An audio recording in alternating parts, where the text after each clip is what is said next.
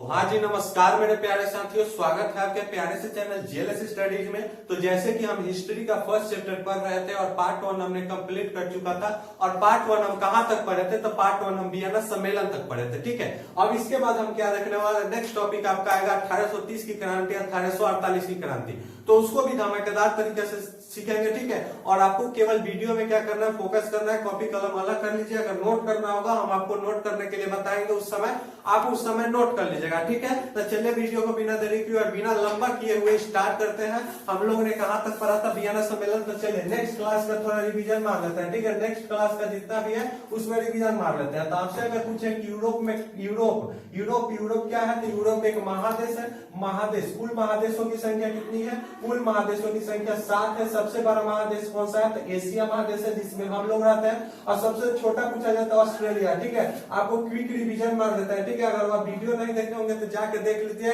एकदम important video है, ठीक है। तो यूरोप में महादेश है 7, एशिया और ऑस्ट्रेलिया, ठीक है। यूरोप महादेश में हम देशों का नाम भी बताए थे, उसमें कौन आ जाता है? ऑस्ट्रिया आ जाता है, हंगरी आ जाता है, जर्मनी आ जाता है, आपका यह सब आ जाता है। अगर जर्मनी की राजधानी पूछे तो क्या हो जाएगा? बर्लिन हो जाएगा। रूस का क्या हो जाएगा? मॉस्को हो जाएगा। ऑस्ट्रिया का क्या हो जाएगा? तो ऑस्ट्रिया का आप लोग कमेंट में बताएंगे। ऑस्ट्रिया का क्या हो जाएगा? तो वियना हो जाएगा, ठीक है। अब चलिए आपको हम कहां ले गए थे, उसके बाद हमने बताया था यूरोप की कितने महादेश है, उसके बाद कितना है देशों के नाम बताते हैं। उसके बाद आपसे हम पूछे थे, उसके बाद आपको वियना सम्मेलन बनाया था, ठीक है। वियना सम्मेलन, ठीक है, यानी जिसे वियना कांग्रेस कब हुआ था? कमेंट आप लोग बोलिए, मन में बोलिए, कब हुआ था? 1815 में। 1815 में जिसका अध्यक्ष कौन था? अध्यक्ष कौन था? अध्यक्ष कौन था? तो मेटरनिक था। कौन था? मेटरनिक, ठीक है। और मेटरनिक कब से कब माना जाता है? 1815 से लेकर 1848 तक माना जाता है। जल्द से जल्द बताएं। और वियना सम्मेलन का उद्देश्य क्या था? आपको हम बताए थे वियना सम्मेलन का उद्देश्य क्या था? तो फ्रांस में पुनः उर्वो राजवंश का स्थापना करना। और प्लस में क्या था? तो प्लस में था कि यूरोप में राष्ट्रवाद की भावना को दबाना, ठीक है। तो वही हमने पढ़ा था, नेक्स्ट क्लास का क्यूब रिवीजन कर लिए। अब चलिए, वियना कांग्रेस में कहा गया था कि फ्रांस में उर्वो राजवंश की स्थापना करना। तब फ्रांस में उर्वो राजवंश की स्थापना तो होगा, क्यों होगा? क्योंकि उसने कहा था, वियना सम्मेलन में कहा था, वियना सम्मेलन में जर्मनी थी, यूरोप का देश भाग लिया था, ठीक है। कौन कौन लिया था? रशिया लिया था, ब्रिटेन लिया था और ऑस्ट्रिया लिया था। इस सभी देशों ने लिया था, ठीक है। थोड़ा मिटकाने वाला दीजिएगा, ठीक है। चलिए, तो इसको हम मिटकाते हैं, ठीक है। पिछला क्लास वाला रिवीजन हो गया। तो वियना सम्मेलन के बाद क्या हुआ? वियना सम्मेलन के बाद आइए यही सब हमने लिख के लाया है, आपको समझाते हैं, ठीक है। तो यूरोप में राष्ट्रवाद है, पार्ट 2 है हमारा पास। वियना सम्मेलन के बाद फ्रांस का राजा कौन बना, ठीक है। तो आइए इसको हम आपको समझाते हैं, ठीक है। यहाँ पे लाइन थोड़ा गड़बड़ होगा, ठीक है। इसको नोट आपको करना पड़ेगा ना अंतिम में, ठीक है। चलिए, ठीक है। तो वियना सम्मेलन के बाद फ्रांस का राजा कौन बना, ठीक है। तो वियना सम्मेलन के बाद फ्रांस का राजा कौन बना? तो लुई 18वां, ठीक है। वियना सम्मेलन के बाद फ्रांस का राजा, उस फर्स्ट में बताए थे कि फ्रांस का राजा, जब फ्रांस की क्रांति हुई थी उस समय राजा कौन था फ्रांस का? लुई 16वां था। और वियना सम्मेलन के बाद फ्रांस का राजा कौन बना? लुई 18वां बना। कौन राजवंश का था? तो कौन राजवंश का था? आपको अगर लिखना होगा कौन राजवंश का, ठीक है। तो उर्वो राजवंश। कौन राजवंश? उर्वो राजवंश, ठीक है। उर्वो राजवंश का था। कौन था? लुई 18वां, ठीक है। उर्वो राजवंश। अब देखिए लुई 18वां क्या क्या किया फ्रांस के लिए, क्या नहीं किया, उसके बारे में सीख लेते हैं, ठीक है। तो लुई 18वां ने समान नागरिक संहिता, ठीक है, क्या लागू किया? समान नागरिक संहिता।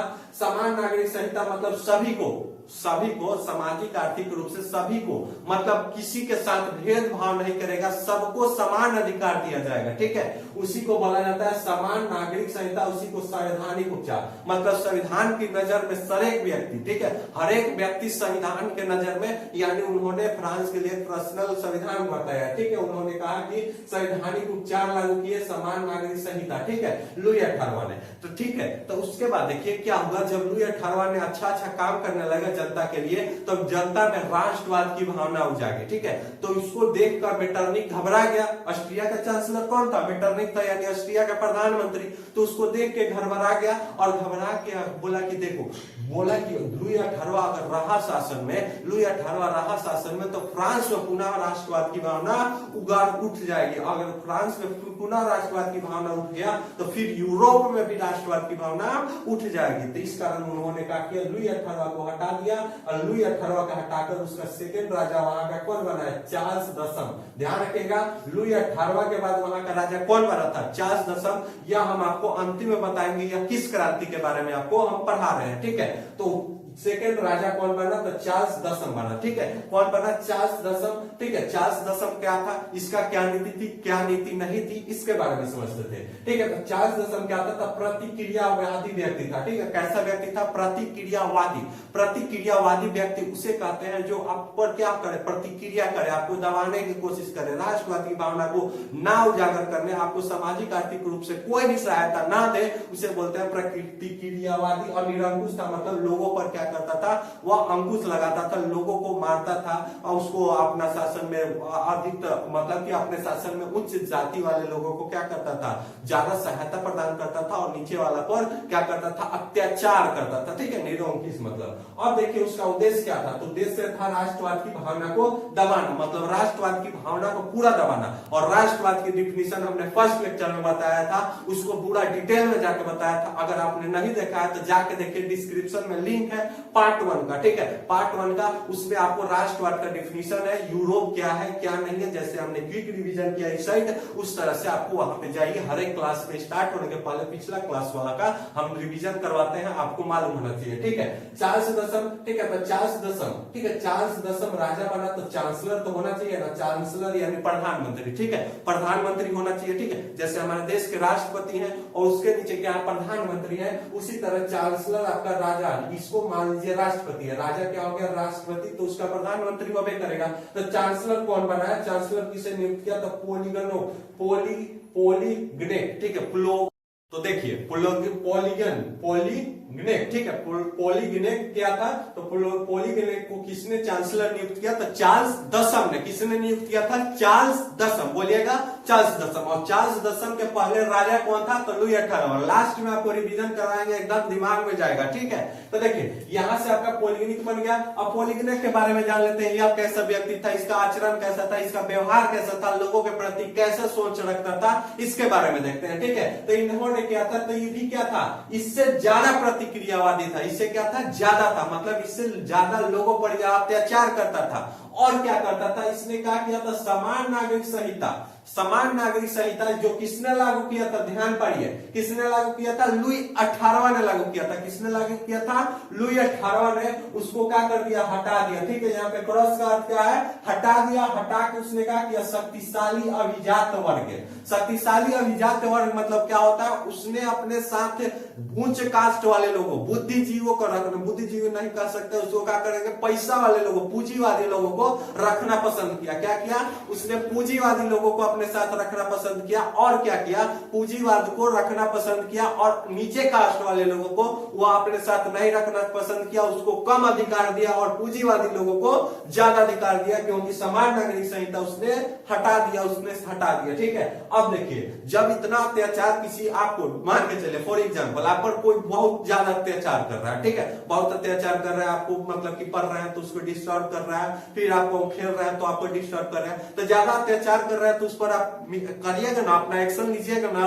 उसी तरह का होगा। तो जब जनता पर इन्होंने यहां से इन्होंने अत्याचार करना स्टार्ट किया, चार्ल्स दसम ने और पॉलीगनेट ने। ठीक है, तो इन्होंने अत्याचार किया तो वहां पर क्या हुआ? गृह युद्ध हुआ। तो ध्यान रखिएगा कि फ्रांस में गृह युद्ध कंपटीशन में भी पूछता है मेरे दोस्त, फ्रांस में गृह युद्ध कब हुआ था? तो 28 जून 1830 में, जिसे क्या बोला जाता है? सन जुलाई 1830 की क्रांति। पूछिएगा कि सर ये तो जुलाई में, वो जून में हुआ था, तो आप जुलाई का हाल बोल रहे हैं। ठीक है, तो अंतिम डेट में हुआ था, 28 जून हुआ, चला था जुलाई में चला था, इस कारण उसे जुलाई की 1830 की क्रांति बोला जाता है। तो आपको एग्जाम में पूछेगा कि सन जुलाई की क्रांति, फ्रांस में जुलाई 1830 की क्रांति के कारणों को लिखे 5 नंबर में पूछता है। ठीक है, कितना नंबर में पूछता है?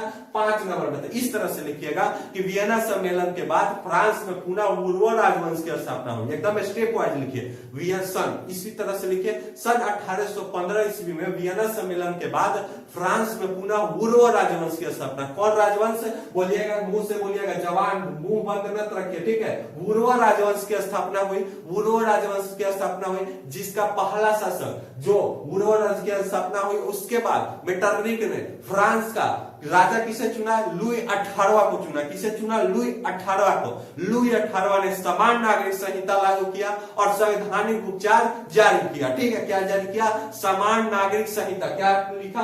समान नागरिक संहिता जारी किया और संवैधानिक उपचार लागू किए। ठीक है, उसके बाद लुई 18वां के काम को देखते हुए मेटरनिक ने उसे उसके पद से हटा दिया और उसको किसके नियुक्त किया? चार्ल्स दशम को। किसको नियुक्त किया? चार्ल्स दशम को। बोलिए, ठीक है, चार्ल्स दशम को, जो क्या था? प्रतिक्रियावादी व्यक्ति था और निर्भुज शासक था। ठीक है, कैसा शासक था? लोगों पर अत्याचार करता था। ठीक है, उसके बाद चार्ल्स दशम ने जब यहाँ पे यह क्या था? राजा था। यहाँ पे राजा का काम कौन करता है इंडिया में? राष्ट्रपति। ठीक है, तो राष्ट्रपति अपना प्रधानमंत्री चुनवे न करेगा। तो चार्ल्स दशम किसे चांसलर नियुक्त किया? प्लोगनिक का। प्लोगनिक कैसा व्यक्ति था? तो प्लोगनिक घोर प्रतिक्रियावादी व्यक्ति था और समान नागरिक संहिता को उसने हटाकर क्या लागू किया? शक्तिशाली अभिजात्य वर्ग, मतलब कि अपने साथ वह पूंजीवादी लोगों को रखना पसंद करता था और नीचे वाले लोगों को वह उसके कम अधिकार दिया और पूंजीवादी लोगों को ज्यादा अधिकार दिया। इसको मद्देनजर देखते हुए लोगों ने को लगा कि ऐसा राजा हमारे लिए अच्छा नहीं है। इस कारण गृह हुआ फ्रांस में गृह युद्ध 28 जून 1830 को हुआ, जिसे जुलाई की 1800। इतना लिख के ये हम गारंटी से आपको टोक के कर रहे हैं। 1805 में 5 आपको देने से कोई भी नहीं रोक सकता है। ठीक है, चलिए अब यहां से पूछेगा कि सर चार्ल्स दशम के साथ क्या हुआ 1830 की क्रांति के बाद? तो देखिए, अधिकतर इस चैप्टर में देखिएगा तो जिस पर भी अत्याचार होता था वह कहां भाग के चला जाता था? ठीक है, इंग्लैंड भाग के चला जाता। ठीक है, इंग्लैंड भाग जाता था। ठीक है, इंग्लैंड भाग के चला जाता था। ठीक है, तो यह हुआ 1830 की क्रांति का कारण। अब देखते हैं 1848 की क्रांति। ठीक है, तो उसको वीडियो को पॉज करते हैं और बढ़ते हैं नेक्स्ट पे। किस पर बढ़ते हैं? 1848 1830 हमने समझ में आ गया होगा, मुझे पूरा उम्मीद है। तो देखिए 1830 की क्रांति हमने देख लिया। ठीक है, दो को इंपॉर्टेंट होता है फ्रांस में 1830 की क्रांति, 1848 की क्रांति आपको पढ़ना है। ठीक है, यहाँ पे इतना ही पढ़ना है। फ्रांस की क्रांति डीपली में कहां पढ़ना था? तो आपको 9th में पढ़ना था। हमें उम्मीद है कि आपने पूरा पढ़ रखा होगा और पूरा जानकारी हासिल करके रखा होगा। यहाँ पे पढ़ाना स्टार्ट किया। अब चलिए देख लेते हैं 1848। तो 1830 की क्रांति के बाद फ्रांस का राजा, ठीक है, कौन बना? ठीक है, थोड़ा मार्कर चेंज कर लेते हैं। ठीक है, कौन बना? तो लुई फिलिप। ठीक है, ध्यान रखिएगा, लुई फिलिप। ठीक है, लुई फिलिप भी बोलिए या लुई फिलिप भी बोलिए। ठीक है, वहां पर कौन बना था? तो लुई 18वां बना था। यहाँ पे क्या बना? Louis Philippe. ठीक है, ये पूछेगा कि वो राजवंश तो खत्म हो गया, ये कौन वंश है? तो आलियंस वंश है। ठीक है, आलियंस। ठीक है, रुकिए 1 मिनट देख लेते हैं। ठीक है, क्या था? आलियंस। ठीक है, कैसे लिखाएगा? 1 मिनट रुकिएगा। ठीक है, आलियंस। ठीक है, आलियंस वो राजवंश। ठीक है, आलियंस राजवंश। ठीक है, नाम बोलने में है, लिखने में थोड़ा प्रॉब्लम आएगा। ठीक है, आलियंस वंश कौन था? राजवंश। ध्यान रखिएगा, आलियंस राजवंश। ठीक है, वहां पे कौन राजवंश था? तो बुर्बो। तो पूछेगा आपको 1830 की क्रांति के बाद फ्रांस में कौन सी राजवंश की स्थापना हुई? तो बोलिए आलियंस राजवंश। ठीक है, आपको शुरू से लास्ट में हम क्वेश्चन आपको 10-20 को क्वेश्चन करवाएंगे, उसको कीजिए एकदम। कैसे क्वेश्चन पूछता है आपसे पूछेंगे। ठीक है, उसके बाद यह राजा बना तो प्रधानमंत्री तो चुनबे करेगा। जैसे वहां पे गीजो ने चुना था, किसको चुना था? गीजो ने प्लोगिनेक को चुना था। उसी तरह यहाँ पे प्रधानमंत्री चुनबे करेगा। तो प्रधानमंत्री किसे चुना? गीजो को चुना। ठीक है, गीजो को चुना। ठीक है, कितना में चुना? तो 1840 में चुना। किसमें कितना में चुना? तो 1840 में। ध्यान रखिएगा, आपको डेट के साथ में सब एनसीईआरटी से उठा है, आपके लिए पूरा इंपॉर्टेंट है। ठीक है, यह कैसा व्यक्ति था? तो कट्टर प्रतिक्रियावादी। जैसे वहां पे भी था, कौन था? गीजो था और प्लोगिनेक था। तो उसी तरह यहाँ पे भी यह क्या था? तो कट्टर था। ठीक है, यह किसका? पूंजीवादी लोगों को रखना पसंद करता था।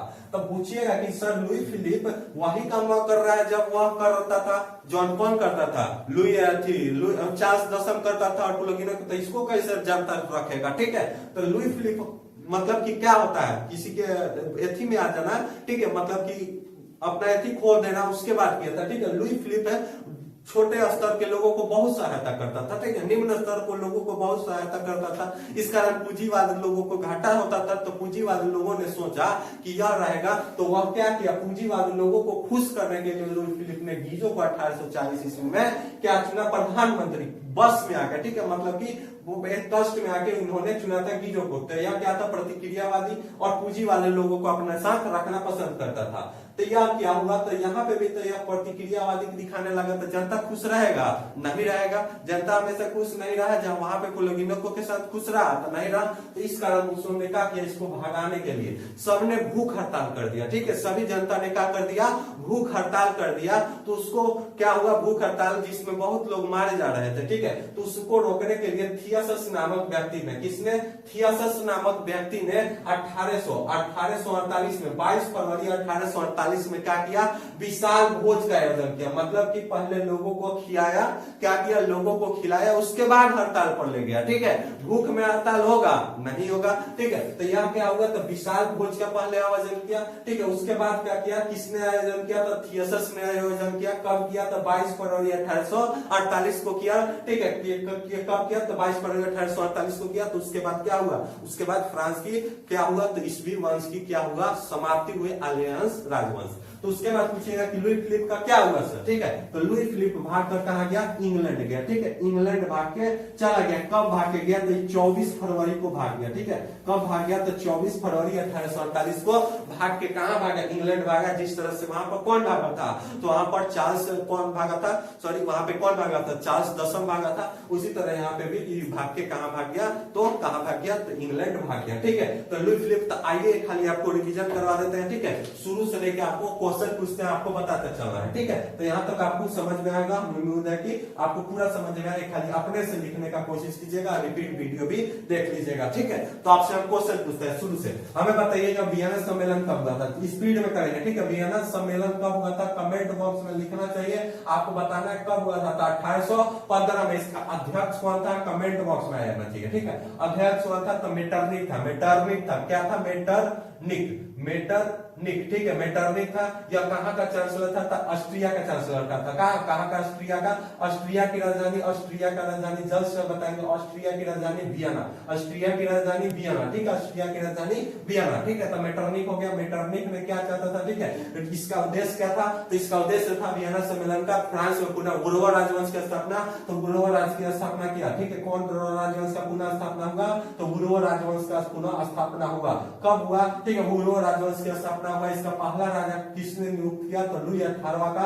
लुई 18वां कैसा व्यक्ति था, तो समान नागरिक संहिता इन्होंने लागू किया और संवैधानिक उपचार लागू की। ठीक है, तो लुई 18वां के बाद इसको देखते हुए मेटरनिक ने, इसके काम को देखते हुए मेटरनिक ने हटा दिया। क्यों हटाया, क्योंकि राष्ट्रवाद की भावना को उजागर कर रहा था। लुई 18वां को हटाने के बाद वहां का राजा कौन बना, तो चार्ल्स दसम। कौन बना, चार्ल्स दसम। ठीक है, चार्ल्स दसम, यह 10 का साइन है, चार्ल्स दसम बना। ठीक है, चार्ल्स दसम यह कैसा था, प्रतिक्रियावादी व्यक्ति था। तो चार्ल्स दसम ने अपना प्रधानमंत्री यानी चार्ल्स दसम ने अपना चांसलर किसे नियुक्त किया, तो पोली, ठीक है, शब्दों पर नहीं जाता है, प्लोगिनो को नियुक्त किया। ठीक है, किसे नियुक्त किया, प्लोगिनो को नियुक्त किया था। इन्होंने भी बहुत कट्टर प्रतिक्रियावादी व्यक्ति था।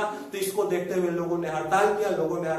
फ्रांस में गृह युद्ध कब हुआ था, 28 जून 1838 को हुआ था। ठीक है, 30 को। इसके बाद क्या हुआ, तो फ्रांस का सन 1830 की क्रांति के नाम में जाने लगा। ठीक है, तो 1830 की क्रांति के बाद वहां का राजा कौन बना, तो वहां का राजा लुई फिलिप बना।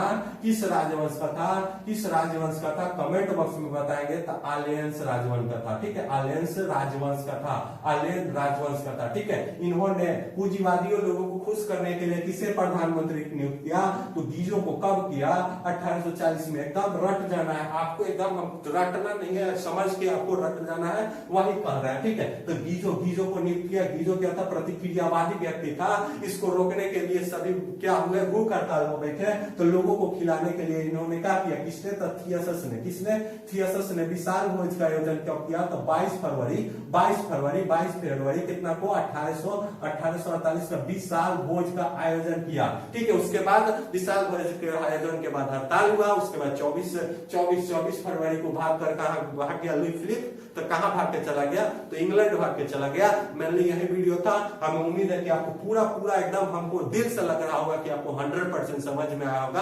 तो ये खाली आप लोग क्या कीजिए, लाइक का बटन जरूर दबा दीजिए दोस्त, लाइक का बटन, हमें खुशी मिल जाएगा। सब्सक्राइब और प्यारा कमेंट आना चाहिए कि जी सर हमको समझ में आ गया। और अगर पूरा समझ आ गया होगा तो खाली दोस्तों का भी भला कर दीजिए, क्योंकि आप पृथ्वी, हम अपना भारत देश, सभी को क्या रहना, मिलजुल कर रहना है। तो दोस्तों को भी भला कर दीजिए। मिलते हैं नेक्स्ट टॉपिक में। क्या पढ़ेंगे नेक्स्ट टॉपिक? तो जर्मनी का एकीकरण, ठीक है। तो जर्मनी का एकीकरण आपके एग्जाम के लिए बहुत बहुत बहुत ही ज्यादा इंपॉर्टेंट है। तो जर्मनी के एकीकरण के साथ मिलते हैं, एक फुल वन शॉट में आएगा, उसके बाद इटली का आएगा, उसके बाद यूनान का। तो मिलते हैं नेक्स्ट वीडियो में। इसी तरह पढ़ते रहिए, हंसते रहिए, मुस्कुराते रहिए और पढ़ाई जरूर करते रहिए, क्योंकि काम पढ़ाई करने से चलेगा, मुस्कुराने से नहीं।